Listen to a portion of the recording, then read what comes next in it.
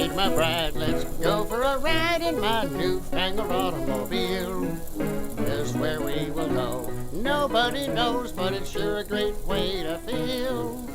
Behind the wheel of the speed meter steel, it's my newfangled automobile. Hello and welcome to Vintage Car History. I'm Wild Bill, and it's fair to say that the early inventors and innovators of cars were, for the most part, engineers. Some went to school and got their degree, some took on an apprenticeship, while others were just good with tools and figured things out on their own. But just because you can build a car and offer them for sale doesn't mean that anyone will buy them. For that, you need a salesman, someone who knows how to promote the product and move both individuals and crowds to want the car in their own garage. And the man who was arguably the first great car salesman did just that, promoted car culture and sold cars like hotcakes. Selwyn Francis Edge. Selwyn hailed from down under, being born in Sydney in 1868. His family moved to London when he was 3 years old, and young Master Edge was an outspoken and rambunctious child. His restless nature did not lend well to schooling, yet he was nonetheless good with numbers and business, and he excelled at promoting new ideas and creating enthusiasm amongst both friends and strangers alike for whatever was his fancy. Edge was a natural showman as well as a good athlete, and London of the 1870s and 80s was abuzz with bicycles.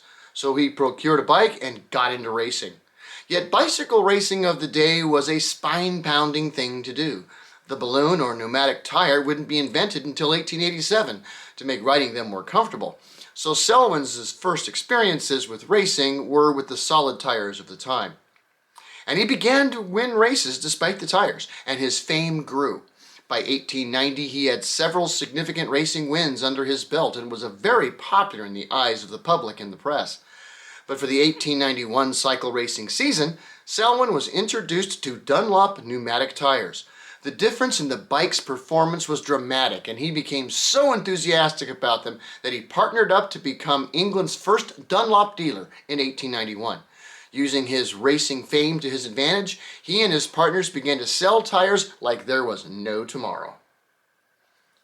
By the middle of the decade, auto racing began to grow in popularity, and since both bikes and cars used tires, he switched from bike racing to auto racing.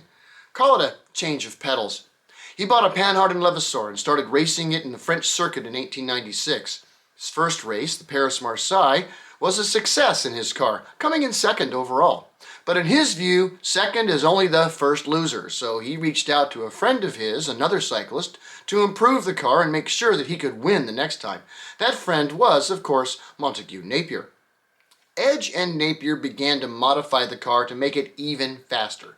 Selwyn was no engineer, but he had a good intuitive sense of what worked, and his upgrades, at least in principle, were significant improvements. Napier, on the other hand, thought it would be better to simply scrap the Panhard and instead build a new car from the ground up. Edge agreed, and the two partnered up. Napier would begin to build cars, and Edge would race and sell them. This partnership would make the Napier amongst the fastest and most popular selling British sports cars of the vintage era.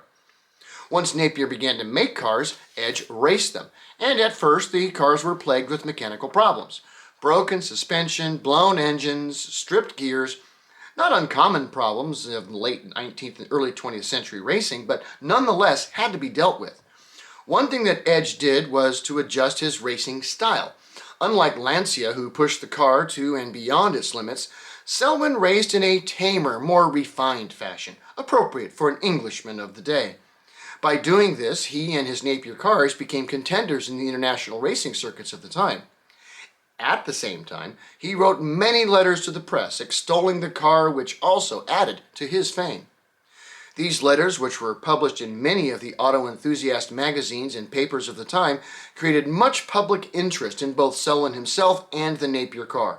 All he needed now was a great victory to ensure that the cars would continue to sell strongly and thus make both himself and Montague Napier absurdly wealthy.